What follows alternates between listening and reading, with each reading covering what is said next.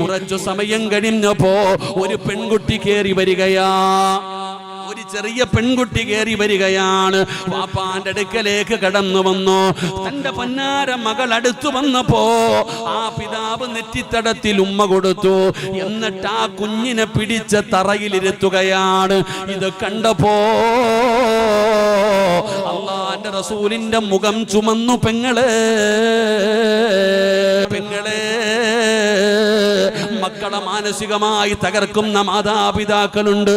വഴിതെറ്റിപ്പോയെന്ന് പറഞ്ഞാ പോരാ, അവൻ ബുദ്ധിയില്ലാത്തവനാണെന്ന് പറഞ്ഞാ പോരാ.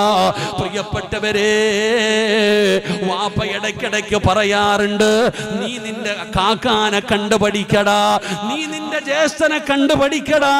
അവൻ ബുദ്ധിയുള്ളവനാണ്, അവൻ നല്ല പഠിച്ചു, നല്ല ജോലിയായി, നല്ല ശമ്പളം വാങ്ങുന്നു, നല്ല ഒരു സ്ഥാനത്താണ്. നീ ഇങ്ങനെയായി പോയല്ലോ. നീ അനുജനെ കണ്ടു പഠിക്ക്, നീ അവളെ കണ്ടു പഠിക്ക്, അയൽവാസികളുടെ മകളെ കണ്ടു പഠിക്ക്.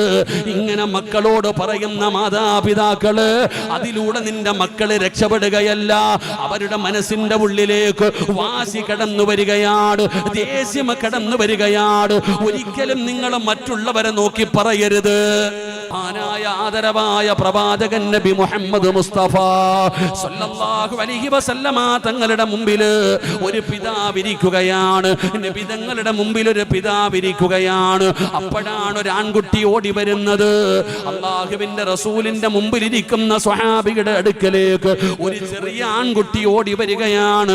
പടച്ചവനേ, ഉപ്പാന്റെ ചാരത്ത് വന്നപ്പോ പിതാവ് അവിടെ നിന്ന് നെറ്റിത്തടത്തിൽ ഉമ്മ കൊടുക്കുകയാണ്. എന്നിട്ട് തന്റെ പൊന്നാര മകനെ പിടിച്ച് മടിയിലിരുത്തുകയാ. യാ റസൂലല്ലാഹ്, അല്ലാഹുവിന്റെ നബിയേ, എന്റെ പൊന്നുമോനാണ് നബിയേ, എന്റെ പൊന്നുമോനാണ് നബിയേ. അല്ലാഹുവിന്റെ റസൂലൊന്നും മിണ്ടിയില്ല. പടച്ചവനെ, ആ പൊന്നുമകൻ ഇറങ്ങിപ്പോയി. കുറച്ചു സമയം കഴിഞ്ഞപ്പോ ഒരു പെൺകുട്ടി കേറി വരികയാ. ഒരു ചെറിയ പെൺകുട്ടി കേറി വരികയാണ്. വാപ്പാന്റെ അടുക്കലേക്ക് കടന്നു വന്നു. തന്റെ പൊന്നാര മകൾ അടുത്തു വന്നപ്പോ ആ പിതാവ് നെറ്റിത്തടത്തിൽ ഉമ്മ കൊടുത്തു. എന്നിട്ട് ആ കുഞ്ഞിനെ പിടിച്ച തറയിലിരുത്തുകയാണ്. ഇത് കണ്ടപ്പോ അല്ലാഹുവിന്റെ റസൂലിന്റെ മുഖം ചുമന്നു. പെങ്ങളെ, അല്ലാഹുവിന്റെ റസൂലിന്റെ മുഖം അവിടെന്ന് ചുമക്കുകയാ. നബി തങ്ങൾ അവിടെന്ന് പറയുകയാ, നിങ്ങൾ നീതി കാണിച്ചില്ല, നിങ്ങൾ നീതി കാണിച്ചില്ല. യാ റസൂലല്ലാഹ്, എന്തേ നബിയേ, ഞാൻ നീതി കാണിച്ചില്ലെന്ന് പറയുന്നല്ലോ, എന്താണെന്ന് ചോദിച്ചപ്പോ അല്ലാഹുവിന്റെ റസൂല് പറഞ്ഞു, ആദ്യം നിങ്ങളുടെ ആൺകുട്ടി കടന്നു വന്നപ്പോ അവന് നിങ്ങളെ ചുംബനം കൊടുത്തു, അവനെ നിങ്ങൾ മടിയിലിരുത്തി. രണ്ടാമത് പെൺകുട്ടി കടന്നു വന്നപ്പോ അതിന് നിങ്ങൾ ചുംബനം കൊടുത്തു, അതിനെ മടിയിലിരുത്തിയില്ല, താഴെ ഇരുത്തി. അത് ശരിയായില്ല, അത് നീതിയല്ലെന്ന് മഹാനായ നബി മുഹമ്മദ് മുസ്തഫ സല്ലല്ലാഹു അലൈഹി വസല്ലമ തങ്ങൾ പറയുകയാണ്. ഓരോരുത്തരും സ്വന്തം ജീവിതമൊന്ന് തെരഞ്ഞു നോക്ക്. തന്റെ ഒരു കുട്ടിയെ മടിയിലിരുത്തി, ഒരു കുട്ടിയെ താഴെ ഇരുത്തി, അത് ശരിയായില്ല എന്ന് നബി തങ്ങൾ പറഞ്ഞു കൊടുക്കുകയാണ്. എന്റെ പ്രിയപ്പെട്ടവരെ, മക്കളുടെ ഇടയിൽ വേർതിരിവ് കാണിക്കുന്ന ഒരുപാട് പേരുണ്ട്. ചില മക്കളോട് വല്ലാത്ത സ്നേഹമാണ്. സ്വത്ത് എഴുതി കൊടുക്കുന്നവരുണ്ട്, സ്വർണം ഊരി കൊടുക്കുന്നവരുണ്ട്, കുടുംബ വീട് എഴുതി കൊടുക്കുന്നവരുണ്ട്. മക്കളിൽ ഒരാൾക്ക് എല്ലാം എഴുതി കൊടുക്കുന്നു, മറ്റുള്ളവനെ ഉപദേശിക്കുന്നു. ഒരിക്കലും അത് ശരിയായ കാര്യമല്ല. അത് അല്ലാഹുവിന്റെ ദീനിനെ കുറിച്ച് പഠിക്ക്. മഹാനായ ആദരവായ പ്രവാചകൻ നബി മുഹമ്മദ് മുസ്തഫ സല്ലല്ലാഹു അലൈഹി വസല്ലം അല്ലാഹുവിന്റെ പ്രവാചകന്റെ മുന്നിലേക്ക് മഹാനായ നുഅ്മാൻ ഇബ്നു ബസീർ കടന്നു വരികയാണ്. ബസീർ എന്ന് പറയുന്ന പിതാവുണ്ടല്ലോ, അല്ലാഹുവിന്റെ റസൂലിന്റെ മുമ്പിലേക്ക് കടന്നു വരികയാ. സ്വന്തം മക്കളിൽ ഒരാൾക്ക് വസ്തു എഴുതി കൊടുക്കുന്ന ഉമ്മമാര്, സ്വതാ 4 മക്കളുണ്ടെങ്കിൽ ഒരുത്തിക്ക് മാത്രം കൂടുതൽ കൊടുക്കുന്ന ഉമ്മ, കുടുംബ വീട് എഴുതി കൊടുക്കുന്ന വാപ്പ, അല്ലാഹുവിന്റെ പ്രവാചകന്റെ മുന്നിൽ നുഅ്മാൻ ഇബ്നു ബസീർ എന്ന് പറയുന്ന സ്വഹാബി കടന്നു വരികയാ. എന്നിട്ട് പറയുന്നു, യാ റസൂലല്ലാഹ്, അല്ലാഹുവിന്റെ നബിയേ, നുഅ്മാൻ എന്ന് പറയുന്ന മകനുണ്ടല്ലോ, അവൻ ഇൽമു പഠിക്കുന്നവനാണ്, എപ്പോഴും നബി തങ്ങളെ അങ്ങയുടെ മജ്ലിസുകളിൽ കടന്നു വരുന്നവനാണ്, അവന് ദീനിനെ വല്ലാതെ ഇഷ്ടപ്പെടുന്നവനാണ്, അവൻ ദീനുമായി സമയം ചെലവഴിക്കുന്നവനാണ്, അവൻ മറ്റുള്ള കാര്യങ്ങൾ ബിസിനസ്സോ അല്ലെങ്കിൽ മറ്റുള്ള കാര്യങ്ങളുമായിട്ട് അവന് ബന്ധപ്പെടാറില്ല. അതുകൊണ്ട് യാ റസൂലല്ലാഹ്, എന്റെ സ്ഥലം എന്റെ മകന് ഞാൻ എഴുതി കൊടുക്കാമെന്ന് തീരുമാനിക്കുന്നു നബിയേ. ബഷീർ എന്ന് പറയുന്ന പിതാവ് പറയുകയാണ്, എന്റെ മക്കളിൽ നുഅ്മാനിനോട് എനിക്ക് വല്ലാത്ത സ്നേഹമാണ്. അവൻ ഇൽമു പഠിക്കുന്നവനാണ്, ഇൽമുമായി ബന്ധപ്പെടുന്നവനാണ്, ദുനിയാവും ബിസിനസ്സും ഒന്നുമില്ലാത്തവനാണ്. അതുകൊണ്ട് ഞാൻ അല്പം സ്ഥലം കൂടുതൽ അവന് കൊടുക്കാം, എന്റെ വസ്തു ഞാൻ അവൻ എഴുതി കൊടുക്കാൻ ഞാൻ ആഗ്രഹിക്കുന്നു എന്ന് നബി തങ്ങളോട് പറയുമ്പോ അല്ലാഹുവിന്റെ റസൂൽ ചോദിക്കുന്നു, നുഅ്മാൻ ഇബ്നു ബസീർ, നീ രോഗിയാകുമ്പോ നുഅ്മാൻ മാത്രം വന്നാ മതിയോ? നീ മരിച്ചാ നുഅ്മാൻ മാത്രം വന്നാ മതിയോ? നിന്റെ മയ്യത്ത് കൊളുപ്പിക്കാൻ നുഅ്മാൻ മാത്രം വന്നാ മതിയോ? പടച്ചവനെ, നബി തങ്ങൾ അവിടെ നിന്ന് പറഞ്ഞു കൊടുക്കുകയാണ്, അല്ലാഹുവിന്റെ റസൂൽ പറഞ്ഞത് ശരിയാകില്ല, മക്കൾക്കിടയിൽ വേർതിരിവ് കാണിക്കാൻ പാടില്ല. ഉള്ളവനാണെങ്കിലും ഇല്ലാത്തവനാണെങ്കിലും തുല്യമായിട്ട് നീതി പാലിക്കണം. എന്റെ പ്രിയപ്പെട്ടവര്, യാക്കൂബ് നബി അലൈഹിസ്സലാം തന്റെ പൊന്നാര മകൻ വന്നിട്ടൊരു സ്വപ്നം കണ്ടെന്ന് പറഞ്ഞപ്പോ വാപ്പ പറഞ്ഞു, കൂടപ്പറപ്പിനോട് പറയരുത്, കാരണം അതറിഞ്ഞു കഴിഞ്ഞാൽ ആ മക്കൾക്കിടയിൽ ശത്രുതയുണ്ടാകാൻ സാധ്യതയുണ്ട്, അതുകൊണ്ട് പറയണ്ട എന്ന് പറയുകയാ. അത്രത്തോളം ഒരു പിതാവ് പടച്ചവനെ അവിടുന്ന് സൂക്ഷ്മത പുലർത്തുകയാണ്. പെങ്ങളെ, മക്കളെ മാനസികമായി തകർക്കുന്ന മാതാപിതാക്കളുണ്ട്. വഴിതെറ്റിപ്പോയെന്ന് പറഞ്ഞാ പോരാ, അവൻ ബുദ്ധിയില്ലാത്തവനാണെന്ന് പറഞ്ഞാ പോരാ. പ്രിയപ്പെട്ടവരെ, വാപ്പ ഇടയ്ക്കിടയ്ക്ക് പറയാറുണ്ട്, നീ നിന്റെ കാക്കാനെ കണ്ടുപഠിക്കടാ, നീ നിന്റെ ജ്യേഷ്ഠനെ കണ്ടുപഠിക്കടാ, അവൻ ബുദ്ധിയുള്ളവനാണ്, അവൻ നല്ല പഠിച്ചു, നല്ല ജോലിയായി, നല്ല ശമ്പളം വാങ്ങുന്നു, നല്ല ഒരു സ്ഥാനത്താണ്. നീ ഇങ്ങനെയായി പോയല്ലോ, നീ അനുജനെ കണ്ടുപഠിക്ക്, നീ അവളെ കണ്ടുപഠിക്ക്, അയൽവാസികളുടെ മകളെ കണ്ടുപഠിക്ക്. ഇങ്ങനെ മക്കളോട് പറയുന്ന മാതാപിതാക്കള്, അതിലൂടെ നിന്റെ മക്കള് രക്ഷപ്പെടുകയല്ല, അവരുടെ മനസ്സിന്റെ ഉള്ളിലേക്ക് വാശി കടന്നു വരികയാണ്, ദേഷ്യം കടന്നു വരികയാണ്. ഒരിക്കലും നിങ്ങൾ മറ്റുള്ളവരെ നോക്കി പറയരുത്. മാതാപിതാക്കൾ പറയും, വാപ്പ പറയും, നിന്റെ ജ്യേഷ്ഠനെ കണ്ടോടാ, അവൻ നല്ല പഠിച്ചു, നല്ല ജോലിയായി, നല്ല ശമ്പളം വാങ്ങുന്നു, നല്ല കുടുംബമായി, നീ ഇങ്ങനെ നടക്കുന്നല്ലോടാ, നിന്റെ അനിയനെ നോക്ക്, നിന്റെ അനിയനെ നോക്ക്, നിന്റെ അയൽവാസിയെ നോക്ക്. മാനസികമായിട്ട് ആ കുട്ടികളെ തകർക്കുകയാ. ഇങ്ങനെ പറയുന്നത് കൊണ്ടുള്ള നേട്ടം, ശത്രുതയുണ്ടാകും മക്കൾക്കിടയിൽ. മക്കൾക്കിടയിൽ ശത്രുതയുണ്ടാകും. യാക്കൂബ് നബി തന്റെ മകൻ കണ്ട സ്വപ്നം, സൂര്യനും ചന്ദ്രനും നക്ഷത്രങ്ങളും ശനിക്ക് സുജൂദ് ചെയ്യുന്നു എന്ന് തന്റെ കൂടപ്പിറപ്പിനോട് പറഞ്ഞാൽ അവർക്കിടയിൽ ശത്രുതയുണ്ടാകാൻ സാധ്യതയുണ്ട്, അതുകൊണ്ട് പറയരുത്, മറച്ചു വെച്ചു. അത്രയും സൂക്ഷ്മതയോടുകൂടിയാണ് യാക്കൂബ് നബി മക്കളെ വളർത്തിയത്. എന്നിട്ട് പോലും എൻ്റെ പ്രിയപ്പെട്ടവർ, എപ്പോഴും നമ്മൾ പറയും, അവനെ കണ്ടുപഠിക്കുക, ഇവനെ കണ്ടുപഠിക്കുക, അവളെ നോക്കുക, അങ്ങനെ നോക്ക്, ഇങ്ങനെ നോക്ക്. ഇങ്ങനെയല്ല മക്കളെ സ്നേഹിക്കേണ്ടത്. അള്ളാഹു സ്നേഹിക്കാൻ ഭാഗ്യം തരുമാറാകട്ടെ. അള്ളാഹു മക്കളെ മനസ്സിലാക്കാൻ ഭാഗ്യം തരുമാറാകട്ടെ. ഏറ്റവും നല്ലവനെ നന്നാക്കുമ്പോഴല്ല, ഏറ്റവും മോശമായവനെ നന്നാക്കുമ്പോഴാ വാപ്പയാകുന്നത്. എഴുതി തള്ളലല്ലടോ, കൊള്ളത്തില്ല എന്ന് പറഞ്ഞ് എഴുതി തള്ളലല്ല. എടാ, ഈ നല്ലവനെ നന്നാക്കാൻ ഒരുപാട് കഷ്ടപ്പെടണ്ട. ഈ ഏറ്റവും മോശമായവനെയാണ് നമ്മൾ നന്നാക്കിയെടുക്കേണ്ടത്. അവനെയാണ് ശ്രദ്ധിക്കേണ്ടത്, അവനെയാണ് പരിഗണിക്കേണ്ടത്. മൂത്തവൻ കൊള്ളത്തിൽ എന്ന് പറഞ്ഞ് അവൻ എഴുതി അങ്ങ് തള്ളും, പിന്നെ അവൻ തലതിരിഞ്ഞു പോകും. കള്ളുകുടിക്കനും കഞ്ചാവും കൊട്ടേഷൻ സംഘവുമായിട്ട് അവൻ നടക്കും. അവനെ നശിപ്പിക്കുന്ന നമ്മൾ തന്നെയാ. അതുകൊണ്ട് യാക്കൂബ് നബി അലൈഹിസ്സലാം പറയുന്നു, തന്റെ പൊന്നാര മക്കൾക്കിടയിൽ വേർതിരിവ് കാണിക്കാത്ത രീതിയിൽ എല്ലാവരെയും നല്ല രീതിയിൽ വളർത്തി. അങ്ങനെ വളർത്തണം ഒരു വാപ്പ, അങ്ങനെ ആയിരിക്കണമെന്ന് യാക്കൂബ് നബിയുടെ ചരിത്രം നമുക്ക് പഠിപ്പിച്ചു തരികയാ. അള്ളാഹു നമ്മുടെ മക്കളോട് നീതി പുലർത്താൻ അള്ളാഹു നമുക്ക് ഭാഗ്യം തരുമാറാകട്ടെ. അള്ളാഹു നീതി പുലർത്താൻ ഭാഗ്യം തരുമാറാകട്ടെ. അങ്ങനെ അങ്ങോട്ട് കൂടുതൽ കൊടുത്തു, അവന് കൂടുതൽ കൊടുത്തു, വീട് വിഹിതം വെച്ചപ്പോൾ അവന് ഇത്തിരി കൂടുതൽ. അങ്ങനല്ല എൻ്റെ പ്രിയപ്പെട്ടവരെല്ലാവരോടും നീതി പുലർത്താൻ നമ്മളെ കൊണ്ട് കഴിയണം. അള്ളാഹു നമ്മുടെ മക്കളെയൊക്കെ ദുനിയാവിലും ആഖിറത്തിലും ഉപകരിക്കുന്ന മക്കളാക്കി തരുമാറാകട്ടെ. ഈ അടുത്ത സമയത്ത് ഈ കഴിഞ്ഞ ഒരു വർഷത്തിനിടയിൽ എൻ്റെ പ്രിയപ്പെട്ടവരെ പട്ടാമ്പി ഭാഗത്തെങ്ങാണ്ടോ ഒരു സഹോദരൻ തൻ്റെ അനിയനെ കല്ല് തലക്കിടിച്ചു കൊന്നു. എന്തേ കാരണം? എന്നെക്കാളും സ്നേഹം അവനോട്, എന്നെക്കാളും സ്നേഹം അവനോട്. എന്റെ പ്രിയപ്പെട്ടവരെ, ഒരാളെ കിട്ടുമ്പോൾ മൂത്തവനെ കളയും.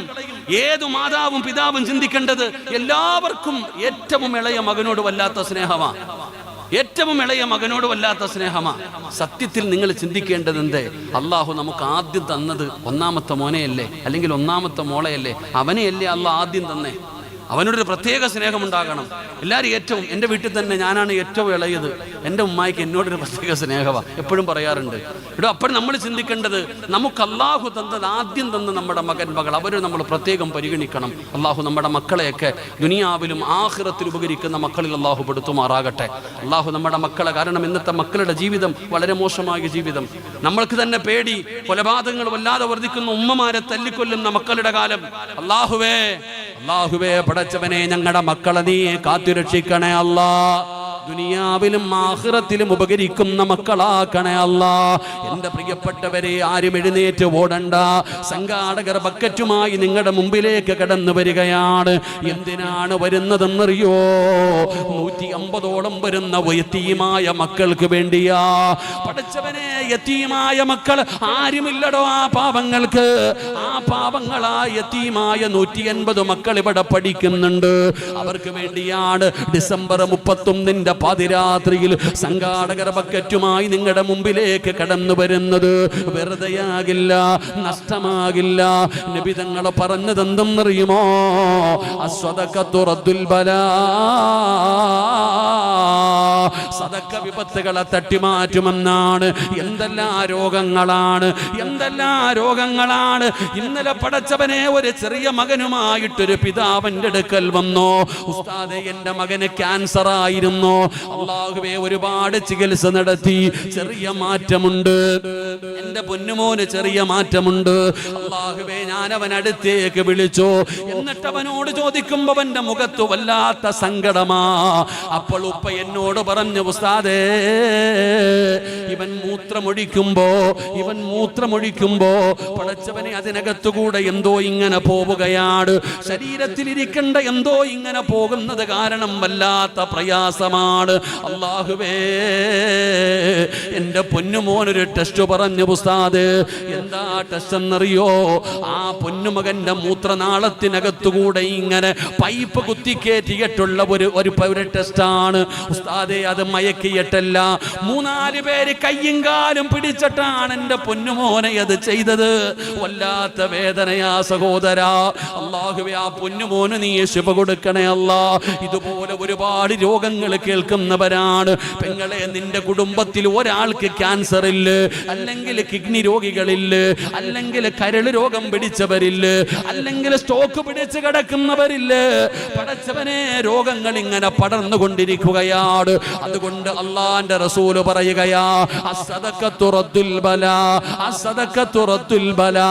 സദഖ വിപത്തുകളെ തട്ടിമാറ്റുമെന്ന് നബി മുഹമ്മദ് മുസ്തഫ സല്ലല്ലാഹു അലൈഹി വസല്ലമ തങ്ങൾ അവിടെന്ന് പറഞ്ഞു തരുമ്പോ, അല്ലാഹുവേ, യതീമായ മക്കൾക്ക് വേണ്ടി നിങ്ങളുടെ മുമ്പിലേക്ക് കടന്നു വരികയാണ്. ഇത് ഏത് ദിവസമെന്നറിയുമോ? ഈ രാത്രിയുടെ പ്രത്യേകത എന്തെന്നറിയോ? നബി തങ്ങൾ പറഞ്ഞു, റജബുൻ ശഹ്റുല്ലാഹ്, അല്ലാഹുവിന്റെ മാസമാണ് റജബ്. അല്ലാഹുവിന്റെ മാസമാണ് റജബ്. ബർക്കത്ത് ചോദിക്കാൻ പറഞ്ഞ മാസമാണ് റജബ്. എൻ്റെ പ്രിയപ്പെട്ട സഹോദരങ്ങളെ, മഹാനായ യാക്കൂബ് നബി അലൈഹിസ്സലാം നമുക്ക് പഠിപ്പിച്ചു തരുന്ന രണ്ടാമത്തെ കാര്യം, മക്കൾക്കിടയിൽ വേർതിരിവ് കാണിക്കരുത്. അങ്ങനെ വേണം മക്കളെ വളർത്താൻ. യാക്കൂബ് നബി അത്രത്തോളം സൂക്ഷ്മത പുലർത്തിയിട്ട് തൻ്റെ മക്കളെ വളർത്തിയിട്ടും മക്കൾക്കിടയിൽ വാശിയും വൈരാഗ്യമായി. കാരണം ഉമ്മയുടെ സംസാരം, വാപ്പയുടെ പെരുമാറ്റം മക്കൾ ശ്രദ്ധിക്കുന്നുണ്ട്. യാക്കൂബ് നബി അലൈഹിസ്സലാമിന് യൂസുഫ് എന്ന് പറയുന്ന 11ാമത്തെ മകനോട് വല്ലാത്ത സ്നേഹം ഇത്തിരി കൂടിപ്പോയി. ആ സ്നേഹം കൂടിയപ്പോ അവർക്ക് ശത്രുതയായി. അവര് തന്നെ പറയുന്നുണ്ട്, ഇവൻ ഒറ്റ ഒരുത്തൻ കാരണമാണ് വാപ്പയ്ക്ക് നമ്മളോട് സ്നേഹമില്ലാതെ ആയത്. എൻ്റെ പ്രിയപ്പെട്ട സഹോദരങ്ങളെ, ഒരു വാപ്പയെക്കുറിച്ച് ഖുർആൻ പറയുന്നു. 3 മഹാനായ യാക്കൂബ് നബി അലൈഹിസ്സലാമിൻ്റെ പ്രിയപ്പെട്ട മക്കൾ തൻ്റെ പൊന്നാര തവിടുന്ന് തൻ്റെ യാക്കൂബ് നബിയുടെ മക്കൾ മഹാനായ യൂസുഫ് നബി അലൈഹിസ്സലാമിനെ കാട്ടിലേക്ക് വിളിച്ചു കൊണ്ടുപോയി കളിക്കാനെന്ന രീതിയിൽ ഉപ്പൻ്റെ അടുക്കയിൽ നിന്ന് വിളിച്ചു കൊണ്ടുപോയിട്ട് അവസാനമായി യൂസുഫ് എന്ന് പറയുന്ന പൊന്നുമോനെ പൊട്ടക്കിണറ്റിലിട്ടവർ കൊല്ലാൻ ശ്രമിച്ചു. അല്ലാഹുവേ, മഹാനായ യാക്കൂബ് നബി അലൈഹിസ്സലാമിന്റെ മക്കൾ അവിടെ നിന്ന് കൊണ്ടുപോയി പടച്ചവനെ യൂസുഫ് നബി അലൈഹിസ്സലാമിനെ പൊട്ടക്കിണറ്റിൽ വലിച്ചെറിയുകയാ. കാരണം എന്തായിരുന്നെന്നറിയോ? ഇവൻ ഒറ്റ ഒരുത്തൻ കാരണമാണ് വാപ്പയ്ക്ക് നമ്മളോട് സ്നേഹമില്ലാതെ പോയത്. ഇവനാണ് എപ്പോഴും ഉപ്പയുടെ ഏറ്റവും കൂടുതൽ സ്നേഹം കിട്ടുന്നത് ഇവനാണ്. പടച്ചവനെ അതാ യൂസുഫിനെ കൊണ്ടുപോയി, ചെറിയ കുഞ്ഞാണ്, അതിനെ കൊണ്ടുപോയി കിണറ്റിലേക്ക് വലിച്ചെറിയുകയാണ്. എന്നിട്ട് ഖുർആൻ പറയുകയാ, റബ്ബേ, യൂസുഫ് എന്ന് പറയുന്ന കൂടപ്പറപ്പിനെ കിണറ്റിൽ കൊണ്ട് വലിച്ചെറിഞ്ഞിട്ട് അവര് രാത്രിയിലാണ് മടങ്ങി വരുന്നത്. അള്ളാഹുവിന്റെ വിശുദ്ധമായ ഖുർആൻ പറയുകയാ, യാക്കൂബ് നബിയുടെ മക്കൾ കടന്നു വരുന്നത് രാത്രിയിലാണ്. ഖുർആൻ പറയുകയാ, യൂസുഫ് നബിയുടെ മക്കളതാ യാക്കൂബ് നബിയുടെ മക്കൾ പാതിരാത്രിയിലാണ് കടന്നു വരുന്നത്. വജാഊഹും അബാഉം ഇശാഅൻ യബ്കൂൻ, രാത്രിയിലാണ് കരഞ്ഞുകൊണ്ട് കടന്നു വരുന്നത്. യൂസുഫ് നബി അലൈഹിസ്സലാമിനെ കിണറ്റിൽ വലിച്ചെറിഞ്ഞ് കൊന്നിട്ട് പടച്ചവനെ കൊന്നു മരിച്ചു എന്ന ധാരണയിൽ അവര് രാത്രിയിലാണ് കടന്നു വന്നത്. പടച്ചവനെ, രാത്രിയുടെ പ്രത്യേകത എന്താ? എന്റെ പ്രിയപ്പെട്ടവരെ, തെറ്റു ചെയ്യാൻ ഏറ്റവും കൂടുതൽ അവസരം കിട്ടുന്നത് രാത്രിയിലാണ്. ജനങ്ങൾക്ക് തെറ്റ് ചെയ്യാൻ ഏറ്റവും കൂടുതൽ അവസരം കിട്ടുന്നത് രാത്രിയിലാണ്. ആ സമയത്താണ് ഒരുപാട് തെറ്റുകൾ ചെയ്യുന്നത്. റബ്ബേ, പകലു മാന്യന്മാരാണ്, ഇരുട്ടിക്കഴിഞ്ഞാൽ യഥാർത്ഥ സ്വഭാവം പുറത്തേക്ക് വരികയാണ്. അല്ലാ, പടച്ചവനെ, പകല് നമ്മൾ നായ കാണാറുണ്ടല്ലോ. തൊട്ടാൽ 7 വെള്ളത്തിൽ കഴുകണമെന്ന് ഫിഖ്ഹിന്റെ പണ്ഡിതന്മാര് പറഞ്ഞു തരുന്ന നായ ഞാനും നിങ്ങളും കാണാറുണ്ടല്ലോ. അത് പകല് ശാന്തമാണ്. പക്ഷേ രാത്രിയായി കഴിഞ്ഞാ അല്ലാഹുവേ, റോഡിലൂടെ ബൈക്കിൽ പോകുന്നവന്റെ പുറകെ ഓടുകയാ, കുരച്ചു ചാടുകയാ, ഉപദ്രവിക്കാൻ നോക്കുകയാ. പടച്ചവനെ, രാത്രിയായാൽ സ്വഭാവം മാറുകയാ. എന്റെ പെങ്ങള്, അല്ലാഹുവിന്റെ പ്രവാചകൻ സ്വല്ലല്ലാഹു അലൈഹി വസല്ലമ തങ്ങള് അവിടെന്ന് പറഞ്ഞത് എന്തെന്നറിയുമോ? ലാ തുർസിലൂ, അല്ലാഹുവിന്റെ പ്രവാചകൻ പറയുന്നു, വൈകുന്നേരമായാൽ നിങ്ങളുടെ മക്കളെ നിങ്ങൾ പുറത്തു വിടരുത്, നിങ്ങളുടെ കുട്ടികളെ പുറത്തു വിടരുത്, പെണ്ണുങ്ങൾ പുറത്തു പോകരുത്. അല്ലാഹുവിന്റെ റസൂൽ എവിടെന്ന് പറയുമ്പോ വൈകുന്നേരം സൂര്യൻ അസ്തമിക്കുന്ന സമയമായ മഗ്രിബിന്റെ സമയത്ത് നിന്റെ കുട്ടികളെ നീ പുറത്തു വിടരുത്. വൈകുന്നേര സമയത്ത്, മഗ്രിബിന്റെയൊക്കെ സമയം വൈകുന്നേരം രാത്രിയായ കൊച്ചുകുട്ടികളെ പുറത്തു വിടരുത്, പെൺകുട്ടികളെ പുറത്തു പോകരുത്.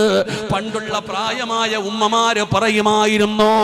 എന്നാ ഇന്ന് പടച്ചവനെ വൈകുന്നേരമാകുമ്പോ പുറത്തേക്ക് ഇറങ്ങുകയാ, രാത്രി മുഴുവനും ഇങ്ങനെ നടക്കുകയാണ്, തോന്നിവാസങ്ങൾ ചെയ്യാനുള്ള അവസരം ഒരുക്കി കൊടുക്കുകയാ. പടച്ചവനെ, പാതിരാത്രി വീട്ടിൽ കയറി വന്ന് മക്കള് വിളിക്കുമ്പോ ഉമ്മാനെ ഉറക്കത്തിൽ നിന്ന് എഴുന്നേക്കാൻ വല്ലാത്ത പ്രയാസമാണ്. അതുകൊണ്ട് പൊന്നുമകന്റെ കയ്യിൽ താക്കോല് കൊടുത്തിരിക്കുകയാ. എപ്പോ വേണമെങ്കിലും വന്ന് തുറന്നു കയറി കിടന്നോ, ഇന്ന് അടിച്ചു വിട്ടിരിക്കുകയാണ്. ഏറ്റവും കൂടുതൽ ആണുങ്ങളും പെണ്ണുങ്ങളും ചെറുപ്പക്കാരും ഇന്ന് രാത്രിയിലാണ് അലഞ്ഞു തിരിഞ്ഞ് നടക്കുന്നത്. എന്തു വേണമെങ്കിലും ചെയ്യാമല്ലോ. അല്ലാഹുവേ, ഡിസംബർ 31 എവിടെ വാപ്പാ നിന്റെ പൊന്നുമോൻ എവിടെ? പലരും എറണാകുളത്ത് പോയിരിക്കുകയാ, പലരും ഗാനമേള കേൾക്കാൻ പോയിരിക്കുകയാ, പലരും വയനാട് ചുരം കയറിയിട്ട് വേടന്റെ പാട്ട് കേൾക്കാൻ പോയിരിക്കുകയാ. അല്ലാഹുവേ, അടിച്ചു പൊളിച്ച് നടക്കുന്നു. വാപ്പാ, നിന്നെ ഏൽപ്പിച്ച അമാനത്തല്ലേ നിന്റെ മോന്, നീ വഅദ് കേൾക്കാൻ വന്നു. പെങ്ങളെ, നീ വഅദ് കേൾക്കാൻ വന്നു. നിന്റെ പൊന്നുമോനെവിടെ? ഉപ്പാ, അല്ലാഹുവിന്റെ റസൂല് പറയുകയാ, നിന്നെ ഏൽപ്പിച്ചിരിക്കുന്ന അമാനത്താ നിന്റെ മോന്, നിന്നെ ഏൽപ്പിച്ചിരിക്കുന്ന അമാനത്താ നിന്റെ മോന്, അവനെ കുറിച്ച് അല്ലാഹു നിന്നോട് വിചാരണ ചെയ്യുമെന്ന് ആദരവായ പ്രവാചകൻ നബി മുഹമ്മദ് മുസ്തഫ സല്ലല്ലാഹു അലൈഹി വസല്ലമ തങ്ങൾ പഠിപ്പിക്കുമ്പോ, അല്ലാഹുവേ, സ്വന്തം മക്കളെ തെറ്റു ചെയ്യാൻ അവസരമുണ്ടാക്കി കൊടുക്കുന്ന ഒരുപാട് ഉപ്പമാരുണ്ട്. പടച്ചവനെ, വാപ്പ അറിയണ്ടടാ, വാപ്പാനെ ഉണർത്തണ്ട, വഴക്കു പറയുമെന്ന് പറഞ്ഞിട്ട് മക്കളെ തെറ്റു ചെയ്യാൻ എല്ലാവിധ സഹായവും ചെയ്തു കൊടുക്കുന്ന പെണ്ണുങ്ങളുണ്ട്. അവസാനം കണ്ണുനീരാ പെങ്ങള്. അതുകൊണ്ട് പടച്ചവന്, ഈ സദസ്സിലിരിക്കുന്ന ഈ പ്രായമുള്ളവർക്കൊക്കെ ഒരു കാലമുണ്ടായിരുന്നു, 10 മണിക്ക് ശേഷം വീടിന്റെ പുറത്തു പോകണമെങ്കിൽ വഅദ് വരണമായിരുന്നു. നമുക്കൊക്കെ ഒരു കാലുണ്ട്. എടോ, രാത്രിയായി കഴിഞ്ഞാൽ പിന്നെ ഇബ്ലീസ് ഇറങ്ങും. തെറ്റുകൾ ചെയ്യാനുള്ള ഒരു മനസ്സ് രാത്രി ഉണ്ടാകും. അള്ളാഹു നമുക്ക് ഈമാൻ നൽകുമാറാകട്ടെ. പകല് നായ കാണാറുണ്ട്, മിണ്ടാതെ കിടക്കും. രാത്രിയായി കഴിഞ്ഞാൽ പിന്നെ ബൈക്കിൽ കൂടെ പോകാൻ പറ്റുമോ, പാഞ്ഞെടുക്കും. വല്ലാത്ത ഒരു സ്വഭാവം. ഇന്നത്തെ ചെറുപ്പക്കാരുടെ അവസ്ഥ, പകല് മുഴുവൻ ഉറങ്ങും, രാത്രി പുറത്തിറങ്ങും. പണ്ടുള്ളവർ പറയും വൈകുന്നേര സമയത്ത് പുറത്തിറങ്ങരുത് എന്ന്. അത് നബിതങ്ങളുടെ ഹദീസ. ഈ പെൺകുട്ടികളെയും ചെറിയ കുട്ടികളെയും വൈകുന്നേര സമയത്ത് വീട് മഗ്‌രിബാകുമ്പോഴത്തേക്ക് വാരിക്കെട്ടി ഇറങ്ങും. പിന്നെ 2 മണി 3 മണിക്ക് തിരിച്ചു വരിക. എൻ്റെ പ്രിയപ്പെട്ട സഹോദരങ്ങളെ, സഹോദരിമാരെ, നമ്മുടെ മക്കള് അള്ളാഹ് ഏൽപ്പിച്ചിരിക്കുന്ന അമാനത്താ. പാപ്പ, നമ്മൾ എന്തുകൊണ്ട് നമ്മളുടെ മക്കളുടെ വിഷയത്തിൽ പലരും പറയുന്ന കാര്യം, ഉസ്താദ് ഞാൻ പറഞ്ഞാൽ അനുസരിക്കൂല, എന്തുകൊണ്ട് അനുസരിക്കുന്നില്ല പാപ്പ? ഇന്നും ഒരു പിതാവ്, ഞാൻ വല്ലാതെ സങ്കടം, എൻ്റെ അടുത്ത് പറഞ്ഞു, ഉസ്താദ് എൻ്റെ മോൻ +1 +2 പഠിക്കുന്നത്, പറഞ്ഞിട്ട് അനുസരിക്കണില്ല ഉസ്താദ്. ചെറിയൊരു മോനായിരുന്നു, കുഴപ്പമില്ല, അള്ളാഹു അവനെ നന്നാക്കി കൊടുക്കുമാറാകട്ടെ. എനിക്ക് സങ്കടം തോന്നി. കാരണം എന്തേ? ഇന്ന് അവന്റെ പിതാവ് അത് എൻ്റെ അടുക്ക പറഞ്ഞപ്പോൾ എനിക്ക് സങ്കടം തോന്നി. കാരണം എന്തേ? എൻ്റെ വഅദ് കേട്ടിട്ട് അവൻ ഹാഫിള് ആയവനാ. അതാ സങ്കടം. എൻ്റെ വഅദ് കേട്ടിട്ട് ഖുർആൻ പഠിച്ച ഹാഫിള് ആയവനാ. അവനെ കുറിച്ച് ചോദിച്ചപ്പോൾ ഉപ്പ പറയുന്നു, എന്തേ ഉസ്താദ് ഇപ്പോഴത്തെ കുട്ടികളുടെ കാര്യം എന്ത് ചെയ്യാനാ? അള്ളാഹു പൊന്നുമോനെ നന്നാക്കി കൊടുക്കുമാറാകട്ടെ. എൻ്റെ പ്രിയപ്പെട്ട സഹോദരങ്ങളെ, ഈ രാത്രിയിൽ പുറത്തിറങ്ങുന്ന, രാത്രി ഉറങ്ങാനുള്ള സമയമല്ലേ? രാത്രിയിലെ യാത്ര പോലും സൂക്ഷിക്കണമെന്ന നബിതങ്ങൾ പറഞ്ഞത്. രാത്രിയിലെ യാത്രയെക്കുറിച്ച് ഇപ്പം എല്ലാവരും പറയുന്ന പകല് മുഴുവനും ബ്ലോക്കാ, രാത്രി അങ്ങ് യാത്ര ചെയ്തേക്കാം, എളുപ്പം പോകാമല്ലോ. ഒരു മനുഷ്യൻ രാത്രിയിലെ യാത്രയെക്കുറിച്ച്, യാത്രയിലുണ്ടാകുന്ന അപകടങ്ങളെക്കുറിച്ച് ഏതെങ്കിലും ഒരു മനുഷ്യൻ അറിഞ്ഞിരുന്നെങ്കിൽ അവന് വീടിന് പുറത്തിറങ്ങൂല. അള്ളാഹു നമുക്ക് ഈമാൻ നൽകുമാറാകട്ടെ. ഇന്നത്തെ ചെറുപ്പക്കാർ നോക്കിക്കേ, വാപ്പ വീട്ടിൽ കിടന്നുറങ്ങും, ഉമ്മ വീട്ടിൽ കിടന്നുറങ്ങും. ചെറുപ്പക്കാർ 18ഉം 20ഉം വയസ്സുള്ള കുട്ടികൾ എവിടെ നോക്കിയാലും കാണാം. എന്ന് നമ്മളൊക്കെ നോക്കിക്കേ, ഒരു റമദാൻ മാസം വരണം, 10 മണിക്ക് ശേഷം വീടിന് പുറത്തിറങ്ങണമെങ്കിൽ, നാട്ടിലൊരു വഅദ് വെക്കണം, എങ്കിലേ നമ്മൾ പുറത്തിറങ്ങത്തുള്ളൂ. എൻ്റെ പ്രിയപ്പെട്ടവരെ, രാത്രി ഈ പുറത്തു നടക്കുന്ന സ്വഭാവം അത്ര നല്ലതല്ല. ഉമ്മമാർ വളരെ ശ്രദ്ധിക്കണം. മക്കളെ നേരത്തെ കാലത്ത് വീടിൻ്റെ അകത്ത് കയറ്റാൻ നോക്കണം. ഇതൊരു വാപ്പ കുറച്ചൊക്കെ കുറച്ചുകൂടൊക്കെ ഒന്ന് മക്കൾക്ക് വേണ്ടി സംസാരിക്കണം. അവരെ നന്നാക്കാൻ വേണ്ടിയുള്ള പരിശ്രമങ്ങൾ നമ്മുടെ ഭാഗത്തു നിന്നുണ്ടാകണം. അല്ലാതെ ഉപദേശം നോക്കി പറഞ്ഞില്ല അവനെ വിട്ടുകളയലല്ല വാപ്പ. മഹാനായ യാക്കൂബ് നബി അലൈഹിസ്സലാമിൻ്റെ മക്കൾ തൻ്റെ കൂടപ്പുറപ്പിനെ കൊണ്ടുപോയി പൊട്ടക്കിണറ്റിൽ വലിച്ചെറിഞ്ഞിട്ട് അവർ രാത്രിയിലാണ് വാപ്പാൻ്റെ അടുക്കൽ വരുന്നത്. പാതിരാത്രിയാ വന്നേ. ആ പാതിരാത്രി കരഞ്ഞുകൊണ്ട് വന്നിട്ട് ആ ഉപ്പാനോട് പറയുന്നത്, പടച്ചവനെ ചെന്നായി പിടിച്ചുകൊണ്ടുപോയി വാപ്പ എന്നൊക്കെ. എൻ്റെ പ്രിയപ്പെട്ട സഹോദരങ്ങളെ, അപ്പം ഞാൻ പറഞ്ഞു വന്നത്, രാത്രി നമ്മൾ വളരെ സൂക്ഷിക്കണം. മക്കളെ പുറത്തുവിടാൻ പാടില്ല, ആവശ്യങ്ങൾക്ക് മാത്രം പുറത്തുവിടുക. യാക്കൂബ് നബി അലൈഹിസ്സലാം പഠിപ്പിക്കുന്ന 5ാമത്തെ കാര്യം എന്താ? എൻ്റെ പ്രിയപ്പെട്ടവർ, യാക്കൂബ് നബി അലൈഹിസ്സലാം വീട്ടിൽ വലിയ പ്രയാസങ്ങളായി, ബുദ്ധിമുട്ടുകളായി, ഈജിപ്റ്റ് എന്ന് പറയുന്ന രാജ്യത്തെ ഭരണാധികാരിയെക്കുറിച്ച് കേട്ടപ്പോൾ തൻ്റെ മക്കളെ ഈജിപ്റ്റ് എന്ന് പറയുന്ന രാജ്യത്തേക്ക് സഹായത്തിന് വേണ്ടി പറഞ്ഞു വിടുകയാണ്. യാക്കൂബ് നബി അലൈഹിസ്സലാം തൻ്റെ പ്രിയപ്പെട്ട മക്കളെ ഈജിപ്റ്റ് എന്ന് പറയുന്ന രാജ്യത്തേക്ക് പറഞ്ഞു വിടുകയാ. ആ പറഞ്ഞു വിടുന്ന സമയത്ത് യാക്കൂബ് നബി അലൈഹിസ്സലാം തൻ്റെ മക്കളോട് പറഞ്ഞ ഒരു വലിയ ഉപദേശമുണ്ട്. ഇന്നത്തെ മാതാപിതാക്കൾ കേൾക്കണം. മഹാനായ യാക്കൂബ് നബി അലൈഹിസ്സലാം തൻ്റെ പൊന്നാര മകളെ പറഞ്ഞു വിടുമ്പോ, ഈജിപ്റ്റ് എന്ന് പറയുന്ന രാജ്യത്തെ ഭരണാധികാരിയുടെ കൊട്ടാരത്തിലേക്ക് തൻ്റെ പൊന്നുമക്കളെ പറഞ്ഞു വിടുമ്പോ, അവർക്ക് യാക്കൂബ് നബി കൊടുത്ത ഒരു ഉപദേശം അള്ളാഹുവിന്റെ ഖുർആൻ പറയുകയാ. എൻ്റെ പ്രിയപ്പെട്ടവരെ, ഖുർആൻ പറയുന്നു, വഖാല യാ ബനിയ ലാ തദ്ഖുലു മിൻ ബാബിൻ വാഹിദ്. വളരെ ശ്രദ്ധയോടെ കേൾക്കണം. ഇനി അങ്ങോട്ട് നല്ലതുപോലെ കേൾക്കണേ. ഇനി അങ്ങോട്ട് പറയുന്ന കാര്യങ്ങൾ മാതാപിതാക്കളെ നല്ലതുപോലെ കേൾക്കണേ. യാക്കൂബ് നബി ഈജിപ്തിലേക്ക്, രാജാവിന്റെ കൊട്ടാരത്തിലേക്ക് പോകുന്ന മക്കളോട് പറയുകയാ, മക്കളെ, നിങ്ങൾ ഒരു വാതിലിലൂടെ എല്ലാവരും കേറിപ്പോകരുത്. നിങ്ങൾ കൊട്ടാരത്തിലേക്ക് പോകുമ്പോ എല്ലാവരും കൂടെ ഒരേ വാതിലിലൂടെ കേറിപ്പോകരുത്. പല പല വാതിലുകളിലൂടെ വേണം കേറിപ്പോകാൻ. എന്തിനാ പറഞ്ഞതെന്നറിയോ? യാക്കൂബ് നബി അലൈഹിസ്സലാം തന്റെ പൊന്നാര മക്കളോട് പറഞ്ഞു കൊടുക്കുകയാണ്, ഈജിപ്തിലെ ഭരണാധികാരിയുടെ കൊട്ടാരത്തിലേക്ക് കയറി ചെല്ലുമ്പോ എല്ലാവരും കൂടെ നിരന്ന് ഒരേ വാതിലിലൂടെ കയറി പോകരുത്. പല പല വാതിലുകളിലൂടെ വേണം കയറി പോകാൻ. എന്റെ പ്രിയപ്പെട്ടവര്, കാരണമെന്നറിയോ? എല്ലാവരും കൂടെ ഒരേ വാതിലിലൂടെ കയറിപ്പോയാൽ ഒരുപോലെ ഇരിക്കുന്ന കുറേ മക്കള് പ്രത്യേകം ഇങ്ങനെ ശ്രദ്ധിക്കുകയാണ്. എന്നാ പല പല വാതിലിലൂടെ കയറിപ്പോയാൽ അത് ശ്രദ്ധിക്കില്ലല്ലോ. എല്ലാവരും കൂടെ ഒരുമിച്ച് 5 മക്കളും അല്ലെങ്കിൽ 6 മക്കളും ഒരുമിച്ച് നിരന്നു പോയാൽ നോക്കുമല്ലോ ഒരുപോലെ ഇരിക്കുന്ന 5 എണ്ണങ്ങൾ. എന്നാൽ പല പല വാതിലിലൂടെ കയറിപ്പോയാ അങ്ങനെ ശ്രദ്ധിക്കില്ലല്ലോ. എന്തുകൊണ്ടാണ് യാക്കൂബ് നബി അങ്ങനെ പറഞ്ഞു വിടാനുള്ള കാരണം? മഖാഫത്തു ഇസ്ബാത്തിൽ ഐനി,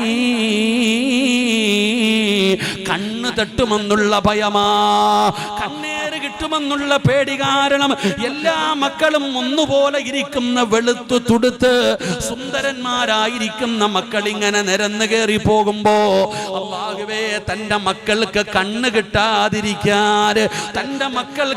കിട്ടാതിരിക്കാൻ എല്ലാവരോടും പറഞ്ഞു വേറെ വേറെ വാതിലിലൂടെ കയറി പോകാൻ. എന്റെ പ്രിയപ്പെട്ട പെങ്ങള്, 2026 സ്വീകരിക്കാനിരിക്കുന്ന പെങ്ങള്, മോളെ കണ്ണേറിനെ കുറിച്ച് പഠിക്കണേ. എല്ലാ കാര്യങ്ങളും എല്ലാവരോടും പറയാൻ പാടില്ല. സ്റ്റാറ്റസിന്റെ കാലമാണല്ലോ. ഒരു വീട് വെച്ചാ ആ വീടിന്റെ സർവ്വ വീഡിയോയും സ്റ്റാറ്റസ് ഇടുന്ന പെങ്ങള്, ഒരു വണ്ടി എടുത്താ നാട്ടുകാരെ മുഴുവനും അറിയിക്കുന്ന ചെറുപ്പക്കാരാ, സ്വന്തം മക്കൾക്ക് 10 A+ കിട്ടിയ ഫ്ലെക്സ് അടിച്ച റോഡിന്റെ സൈഡിൽ വെക്കുന്ന മുസ്ലിമേ, കണ്ണിനെ കുറിച്ച് പഠിക്കണേ. അൽ ഐനു സലാസ്, കണ്ണ് 3 രീതിയിലാ, കണ്ണ് 3 രീതിയിലാ. പഠിക്കണേ. അല്ലാഹുവേ, കണ്ണ് 3 രീതിയിലാണ്. പഠിക്കുക. ഒന്നാമത്തെ കണ്ണേതെന്നറിയോ? അൽ ഐനുൽ ഹാസിദാ. എന്റെ പ്രിയപ്പെട്ട സഹോദരങ്ങളെ, കണ്ണീർ സത്യമാണ്. അള്ളാഹു നമ്മളെ കാത്തുരക്ഷിക്കുമാറാകട്ടെ. നബി തങ്ങളുടെ ഹദീസ് തന്നെ ഉണ്ട്, ഒട്ടകത്തെ ചട്ടിയിലെത്തിക്കും, മനുഷ്യനെ ഖബറിലെത്തിക്കും. അള്ളാഹു നമ്മളെ കാക്കുമാറാകട്ടെ. എടാ, നീയും നിന്റെ കുടുംബവും നിനക്കൊരു വീട് വെച്ചു.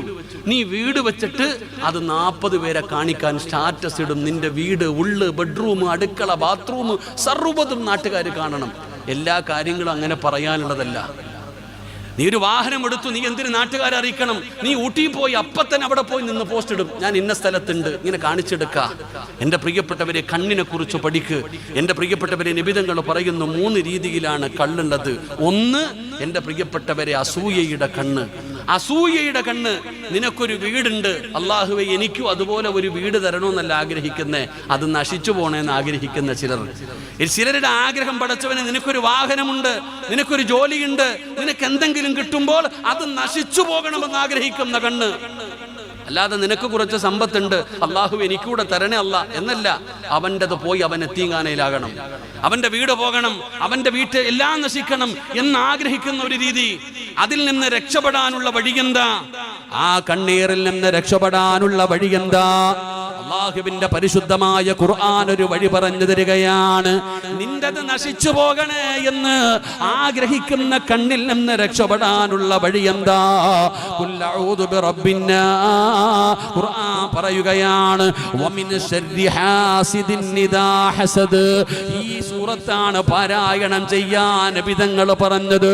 ഖുൽ അഊദു ബിറബ്ബിൽ ഫലഖ് മിൻ ശർരി മാ ഖലഖ് വമിൻ ശർരി ഗാസിഖിൻ ഇദാ വഖബ് വമിൻ ശർരി നഫാസാത്ത്. ഖുർആൻ പറയുകയാണ് ഖുൽ അഊദു ബിറബ്ബിൻ നാസ് മലിക്കിൻ നാസ് ഇലാഹിൻ നാസ് മിൻ ശർരിൽ വസ്വാസിൽ ഖന്നാസ്. പടച്ചവനെ ഖുർആനിന്റെ 113 14 സൂറത്തുകൾ അതിനകത്ത് അല്ലാഹു കാവൽ ചോദിക്കാൻ പറയുന്നല്ലോ. പടച്ചവനെ കണ്ണീരിൽ നിന്ന് രക്ഷപ്പെടാൻ ഖുർആൻ പറഞ്ഞ ഒരു ആയത്തേതാ വമിൻ ശർരി ഹാസിദിൻ ഇദാ ഹസദ്. ഇതിനകത്ത് പടച്ചവനെ ഖുർആൻ പറയുന്ന ഈ ആയത്ത് പാരായണം ചെയ്യാൻ രണ്ടാമത്തെ കണ്ണേതെന്നറിയുമോ? ഐനിൻ മുഅ്ജബ്, അത്ഭുതം. പടച്ചവനെ അത്ഭുതം. എല്ലാവരും അത്ഭുതത്തോടു കൂടി കാണുകയാണ്. മനോഹരമായ ഒരു വീട്, മനോഹരമായ ഒരു വീട്, നല്ല ഒരു വാഹനം. ഇങ്ങനെ പടച്ചവനെ അത്ഭുതത്തോടു കൂടി പറയുന്ന കണ്ണിനെ പേടിക്കണമടോ, ആ കണ്ണിനെ സൂക്ഷിക്കണമടോ. അതിന് അതാ ഒരു ചരിത്രം പറഞ്ഞു തരാം. പടച്ചവനെ ഒരു ചരിത്രം പറഞ്ഞു തരാ. മഹാനായ ആദരവായ പ്രവാചകൻ നബി മുഹമ്മദ് മുസ്തഫ സല്ലല്ലാഹു അലൈഹി വസല്ലമ തങ്ങളും സ്വഹാബത്തും മക്കയിൽ നിന്ന് മദീനയിലേക്ക് പോവുകയാ. സ്റ്റാറ്റസ് ഇടുന്നവർ, ഫോട്ടോ ഷെയർ ചെയ്യുന്നവർ, സ്വന്തം മക്കളുടെ ഫോട്ടോ വരെ ഇട്ടുകൊണ്ട് നടക്കുന്നവർ, നിങ്ങൾ മനസ്സിലാക്കണേ, നബിതങ്ങളും സ്വഹാബത്തും മക്കയിൽ നിന്ന് മദീനയിലേക്ക് പോവുകയാണ്. അതാ പടച്ചവനെ, അതാ അള്ളാന്റെ റസൂലും സ്വഹാബത്തും പോകുമ്പോ അതാ ജഹഫ് എന്ന് പറയുന്ന സ്ഥലത്തെത്തിയപ്പോ ക്ഷീണം കാരണം നബിതങ്ങളും സ്വഹാബത്തും അവിടെ താമസിക്കുകയാണ്. അല്പം റെസ്റ്റ് എടുക്കുകയാണ്. ആ സമയത്ത് മഹാനായ സഹൽ റളിയല്ലാഹു തആല അൻഹു, സുന്ദരനായ കാണാൻ അഴകുള്ള സൗന്ദര്യമുള്ള സഹൽ റളിയല്ലാഹു തആല അൻഹു പടച്ചവനെ തന്റെ വസ്ത്രമൂരിയിട്ട് കുളിക്കാൻ പോവുകയാ. കേൾക്കണേ ചെറുപ്പക്കാരാ, നബിതങ്ങളുടെ സ്വഹാബത്തിന്റെ ചരിത്രമാണ്. മഹാനായ സഹൽ റളിയല്ലാഹു തആല അൻഹു തന്റെ വസ്ത്രമൂരിയിട്ട് കുളിക്കാൻ പോകുമ്പോ മഹാനായ ആമിർ റളിയല്ലാഹു തആല അൻഹു സഹൽ തങ്ങളുടെ ശരീരം കാണുകയാണ്. ആദ്യമായിട്ടാണ് സഹൽ എന്ന് പറയുന്ന സ്വഹാബിയുടെ അല്ലാഹുവേ ചുമന്നു തുടുത്തിരുന്ന ശരീരം ഇങ്ങനെ കാണുന്നത്. അത് കണ്ടപ്പോ ആമിർ റളിയല്ലാഹു തആല അൻഹു പറയുകയാ, വല്ലാഹി മാ റഅയ്തുമുൽ അല്ലാഹുവിനെ കൊണ്ട് തന്നെയാണ് സത്യം, ഇതുവരെ ഞാൻ ഇത്രയും മനോഹരമായ ഒരു ശരീരം ഞാൻ കണ്ടിട്ടില്ല. മഹാനായ ആമിർ തങ്ങൾ പറയുകയാ, അല്ലാഹുവിനെ കൊണ്ട് തന്നെയാണ് സത്യം, ഇത്രയും മനോഹരമായ ഒരു ശരീരം ഞാൻ ഇന്നുവരെ കണ്ടിട്ടില്ല എന്ന് വൈരാഗ്യത്തോടെ പറഞ്ഞതല്ല, അസൂയ വെച്ച് പറഞ്ഞതല്ല.